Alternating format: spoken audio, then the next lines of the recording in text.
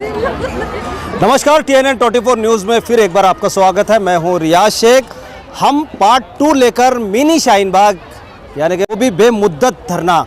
हम आज फिर मिनी शाहीन बाग यानी कि फारूक नगर टेका नाके में है, जहां हम आपको मिलाएंगे उन महिलाओं से जो रात दिन एक कर बेमुद्दत धरने पर बैठी हैं। इन महिलाओं को लेकर फिर मैं आपको एक बार याद दिला दूं कि 3 तलाक बिल को लेकर नरेंद्र मोदी जी और अमित शाह ने कहा था कि हम अपनी बहनों को इंसाफ देना चाहते हैं। ये कैसा इंसाफ है? क्या ये बहनें इंसाफ नहीं मांग रही है? ये मेरा सवाल है प्रधानमंत्री जी से। तो आइए हम उन कुछ बहनों से बात करते हैं जो आज यहीं धरने पर बैठी है। क्या नाम है आपका? अस्सलाम वालेकुम रहमतुल्लाहि बरकातहू। मेरा नाम हिना है।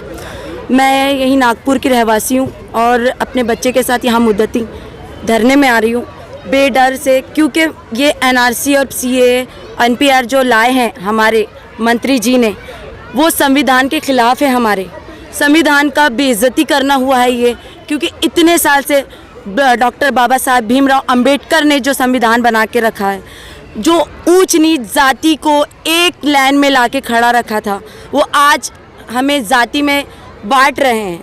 किस लिए? आपके वोट के लिए या सत्ते के लिए? आप यहाँ पर अपना सत्ता रखना चाहते हो, मगर यहाँ के जनताओं की फिक्र नहीं कर रहे हो। यहाँ पर जितने जनता है, जो है मुस्लिम हो, हिंदू हो, सिख हो, ईसाई हो, जो भी है, वो सब आज अपने मुल्क के लिए यहाँ पर आके जमा हो रहे हैं, क्योंकि आपने ये गलत कानून लाया है। यहाँ पर जाति की जो भेदभाव किए है वो गलत है। आज आपने बेरोज़गारी, बेघर जो है उनके लिए, गरीबों के लिए कुछ नहीं कर रहे हो। सिर्फ ये कर रहे हो कि हर किसी को धर्म के इसमें बांट रहे हो, जाति में बांट रहे हो। मगर ये सही है? आप अगर देख रहे हो तो थोड़ा गौर से देखिए कि हमारी भारत की जनता क्या चाहती है। सुकून, चैन, अमन चाहती है हमारे मुल्क में। बस भारत की जनता चाहती है सुकून, चैन और अमन, और no NRC, no CAA, no NPR। सबूत है ये बच्चा जो आज मासूम बच्चा अपनी माँ के गोद में बैठा है, और वो माँ जो NRC और CAA के खिलाफ में आकर यहाँ धरने पर बैठी है। इससे बड़ा सबूत तो शायद कोई और नहीं दे पाएगा। जिस उम्र में बच्चों को पढ़ाई करना चाहिए था, जिस उम्र में बच्चे हमारे देश का भविष्य होते हैं, वो अपनी तैयारी करना चाहिए था, तो आज वो प्रोटेस्ट के लिए यहाँ शाहीन बाग में मौजूद है। आइए हम बात करते हैं इनसे। क्या नाम? अस्सलाम वालेकुम, मेरा नाम शाइस्ता अंसारी है। मैं सिर्फ 17 साल की हूँ, लेकिन मैं अपनी पढ़ाई छोड़कर, अपने घर में मस्ती सब मजाक छोड़कर मैं यहाँ आकर प्रोटेस्ट कर रही हूँ। तो आप समझ सकते हैं मेरी और मेरी देश की मोहब्बत कितनी अच्छी है कि औरतों को भेज दे रहे हैं और मर्द घर में बैठ रहे हैं और 500 रुपये दे के भेज रहे हैं। अरे 500 रुपये तो मैं 2 दिन में खर्चा कर देती हूँ, आप क्या मुझे 500 रुपये दोगे? देखिए, हम जो प्रोटेस्ट कर रहे हैं वो सिर्फ मुसलमानों का नहीं है, वो हिंदू, सिख, ईसाई सबका है।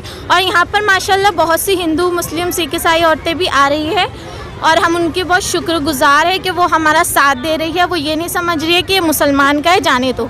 मेरी क्लास में खुद बहुत से हिंदू, सिख, ईसाई बच्चे भी हैं, हम फ्रेंड्स हैं। कभी हमने ये नहीं देखा था कि मतलब तू हिंदू है, तू मुस्लिम है, सिख, लेकिन मोदी जी हमें ये दिखा रहे हैं। और ये बहुत बुरी बात है कि हम अपनी अच्छी पढ़ाई छोड़कर, अपना दोस्ताना छोड़कर ये धर्म जात पर जा रहे हैं। मुझे इससे सख्त नफ़रत हो रही है और तकलीफ़ भी बहुत हो रही है कि मैं इतनी सी उम्र में ये सब देख रही हूँ। पढ़ाई का नुकसान भी देश का नुकसान होने लगा है। ये नागपुर की ही नहीं बल्कि पूरे देश में NRC, CAA, NPR का विरोध चल रहा है, जहां लोग अपने काम काज छोड़कर, महिलाएं अपने बच्चों को घर छोड़कर या अपने पति को बिना खाना दिए वो प्रोटेस्ट के लिए रोड पर उतरी है। इससे भी हमारे देश की कहीं ना कहीं नुकसानदेह है। डॉक्टर रज़ियुद्दीन सिद्दीकी साहब भी मेरे साथ हैं, हम कुछ बात करेंगे मिनी शाहीन बाग जो फारूक नगर टेका नाका से है। सर, आपका TNN 24 न्यूज़ में बहुत बहुत स्वागत है। शुक्रिया। क्या चल रहा है माहौल? अभी तक के सरकार की तरफ से आपको कोई निवेदन नहीं दिया गया या NRC और CAA को लेकर कोई बात जो करने आ ही नहीं रहा है? उम्मीद है सरकार से कि वो आएगी, ज़रूर आएगी।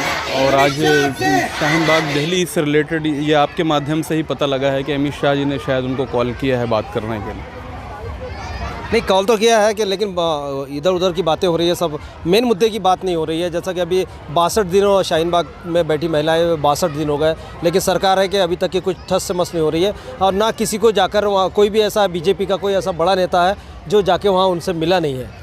देखिए, बहुत सिंपल सी बात है कि सरकार अगर 1 दिन 2 दिन 10 दिन 1 महीना 2 महीना 4 महीने में नहीं मान रही है तो कोई बात नहीं है।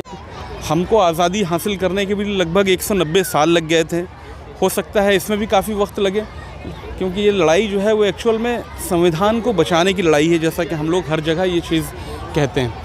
तो वक्त हो सकता है लगे, आज नहीं तो कल सरकार को भी अकल आएगी, ऐसा हमको विश्वास है। नहीं, कब तक चलते रहेगा ये लड़ाई, कब तक जारी रहेंगी आपके हिसाब से, और कब तक के महिलाएं? ये लड़ाई जो है महिलाओं की लड़ाई, जनता की लड़ाई है। जनता को जब तक अधिकार नहीं मिलता है तब तक ये लड़ाई। जो हमारा प्रोटेस्ट हो रहा है ये एक जगह पे हो नहीं रहा है, ये पूरे इंडिया में हो रहा है और ये ह्यूमैनिटी की लड़ाई है, ये संविधान की लड़ाई है, ये इंसानियत को बचाने की लड़ाई है।